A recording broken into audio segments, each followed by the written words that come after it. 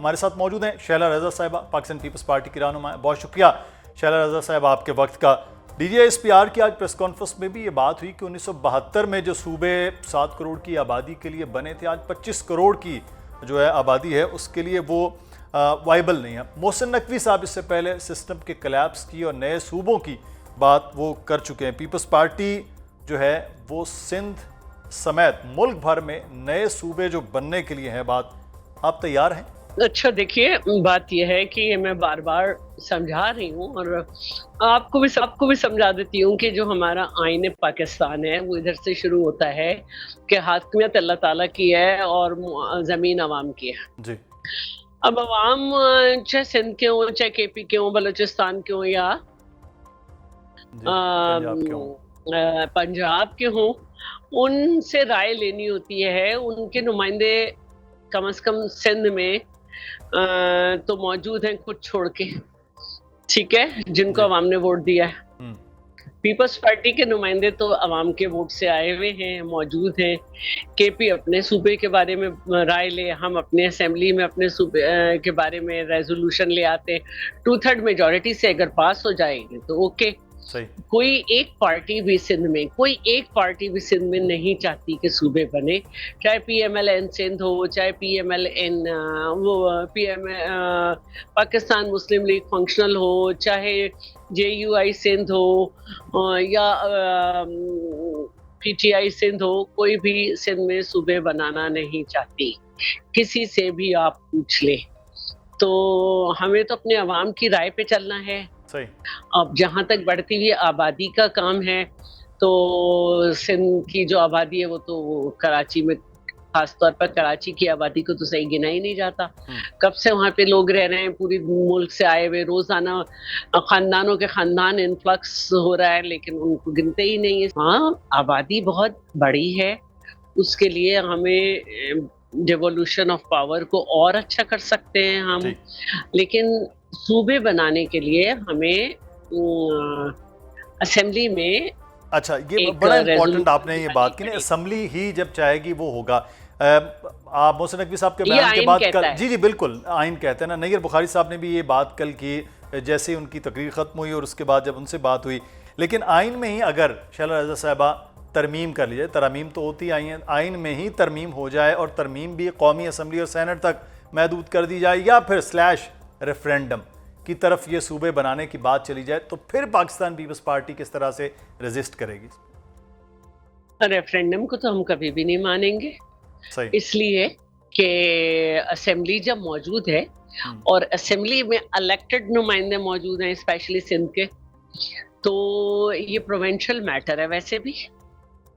اور اس میں اگر اسمبلی میں ریزولوشن 2/3 میجورٹی سے پاس ہو سکتی ہے تو یہ آرام سے ہو جائے گا.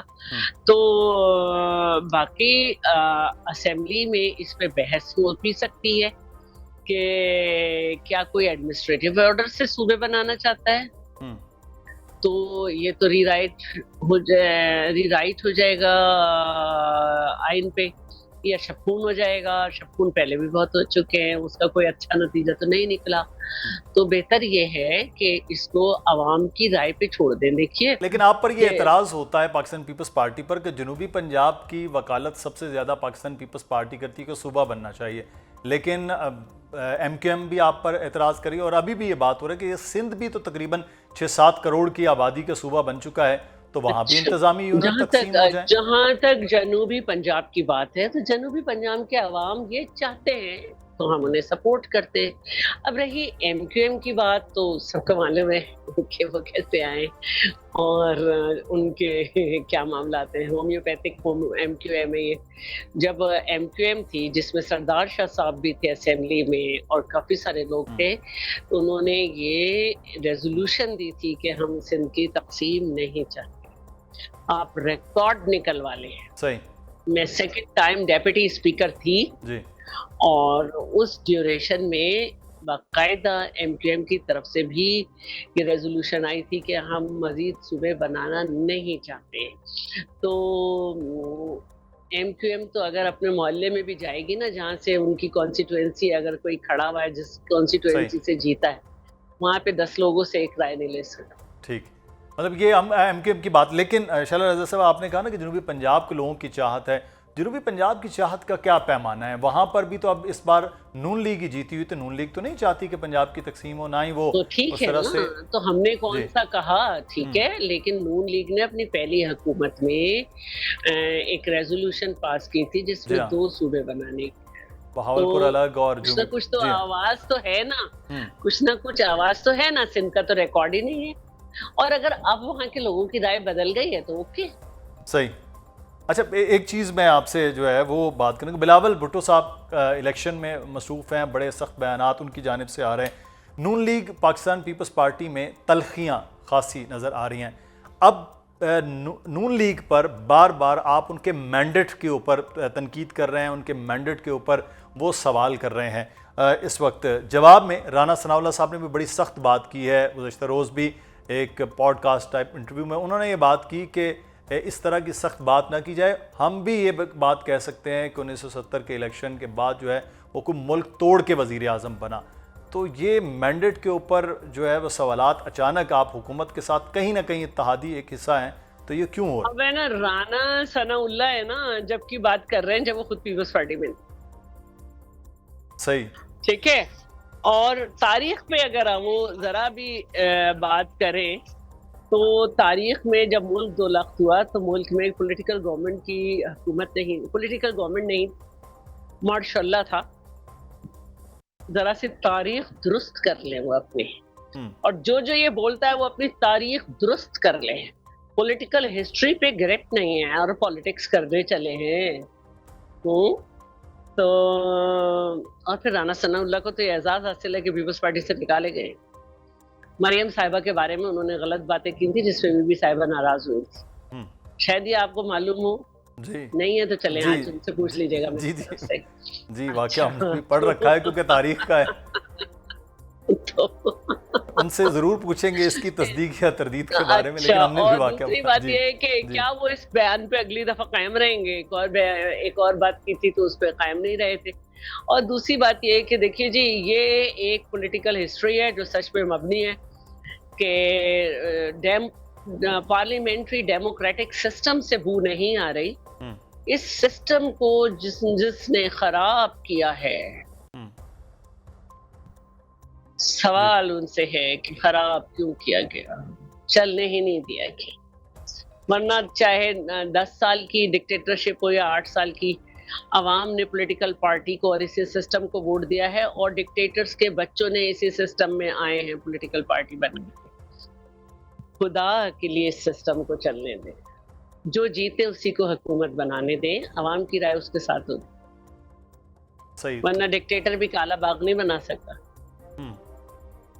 تو جیتنے والے سسٹم کے حوالے سے جو آپ بات کریں, جن کو جیتنا ہے ان کے حکومت جیتنے پہ تو تمام سیاسی جماعتیں دعویٰ کرتی ہیں. پی ٹی آئی اپنا دعویٰ کرتی ہے, وہ کہہ رہے ہیں کہ ہم جیتے تھے, کسی اور کو جتوایا گیا. پی ٹی آئی میں سب کو معلوم ہے کہ پی ٹی آئی تو ایسے جیتی تھی کہ ان کے تو بل آخر تک فون پہ پاس ہوتے تھے. بڑا مرحوم عامر لیاقت صاحب کا بھی یاد ہوگا سب کو, اور خود بانی پی ٹی آئی نے کہا ہے کہ ہم جس طرح گورنمنٹ میں آئے ہمیں تو بڑا مشکل تھا, فون بل بھی پاس کرانا ہوتا تھا, ان کو بلاتے تھے. پھر یہ بھی پتا ہوگا کہ موشن آف نو کانفیڈنس جب پاس ہو گئی کہ موشن یہ قرارداد آئے گی جب, تو اس میں انہوں نے باجوہ صاحب کے پاؤں پکڑ لیے تھے کہ ہم آپ کو تاحیات بنائیں گے, آپ یہ ان سے کہیں کہ موشن آف نو کانفیڈنس واپس لے لیں. اچھا لیکن شعلہ رضا صاحب, پاکستان تحریک انصاف پاکستان, جی دیکھیے ان کے لیے تو مشرف نے لکھا کتاب میں ان دا لائن آف فائر میں کہ ہمارا اور عمران کا جھگڑا یہ تھا کہ وہ 100 سیٹیں مانگ رہے تھے, ہم 36 دینا چاہتے تھے. لیکن اب کی بار وہ کہہ رہے ہیں کہ آپ نے آدھا سچ بولا ہے کہ پنجاب میں جو مینڈیٹ تھا وہ ان کا نہیں تھا, مسلم لیگ نون کا. لیکن آپ نے پورا سچ نہیں بولا کہ کراچی میں پاکستان پیپلز پارٹی کس طرح سے مینڈیٹ میں آئی ہے. چلے ایم کیو ایم کو تو مینڈیٹ دے دیا گیا, ہم اپنی بھی سیٹوں پہ آئے ہیں, کوئی نئی سیٹ نہیں لی. ملیر سے ہم جیتتے تھے, یہ جو ہے آپ کا کماڑی سے جیتے ہیں، ملیر سے جیتے ہیں، ساؤتھ کی کچھ سیٹیں جیتے ہیں، یہی جیتے ہیں. سینٹرل اور ایسٹ میں تو ہماری ایک بھی سیٹ نہیں ہے. ایسٹ میں کہیں جا کے سعید کی ایک آدھ سیٹ ہے. باقی تو آپ دیکھیں کہ یہ اختیار بیگ کی جو سیٹ ہے، یہ ایم کیو ایم کے زمانے میں بھی اختیار بیگ جیت گئے تھے، لیکن اس پہ دھاندلی ہوئی تھی اور پھر خوش بخش شجاعت کو پکڑا دی گئی تھی یہ سیٹ. تو ایم کیو ایم کے سیٹوں پہ آپ فنگر پوائنٹنگ کر سکتے ہیں، ہماری پہ نہیں. صحیح. اچھا، لیکن جتنی تلخیاں آپ کی ہو چکی ہیں دونوں سیاسی جماعتوں کو، پہلے گلگت بلتستان کا الیکشن آیا، بیک ٹو بیک پھر کشمیر کا الیکشن ہوا، اگر صوبوں کی تشکیل کا معاملہ ہوتا ہے اور این ایف سی کی ریوائز کرنے کی بات ہوتی ہے، تو دونوں کا واپس اس معاملے میں کوئی پیچ اپ ہوتا ہے، کوئی بات بنے گی، یا جو اتنی تلخیاں اور جتنے بیانات ہو گئے ہیں یہ دوریاں مزید بڑھ جائیں گی؟ دیکھیے، جو ورکنگ ریلیشن شپ ہوتی ہے نا، وہ 0.1 ایجنڈے پہ بھی ہو جاتی ہے، منیمم ایجنڈے پہ بھی ہو جاتی ہے. جہاں تک دوسری بات ہے، تو آج نون لیگ اور پیپلز پارٹی کی ملاقات کا شاید سیکنڈ راؤنڈ تھا، جس میں پیپلز پارٹی نے 4 سیٹوں پہ دھاندلی کے مضبوط ثبوت پیش کیے ہیں. جی. تو ہم ثبوت کے ساتھ بات کر رہے ہیں کہ ہماری سیٹوں کے ساتھ کیا ہوا ہے. 30 سیٹیں ایسی ہیں ان کی چودھری یاسین کی، جن پہ قبضہ بھی کیا گیا، جن کا ڈیورنگ الیکشن میں نے بھی شکایت بھیجی الیکشن کمیشن میں، جس پہ 90 سے 98% جو ہے وہ پولنگ ہوئی ہے. سب جانتے ہیں 11 سے 25% کا ریشو ہے، کہیں 11 کہیں 20 کہیں 25. تو یہ سارا ہے، اور ڈیورنگ پولنگ اس کی کمپلین گئی ہے.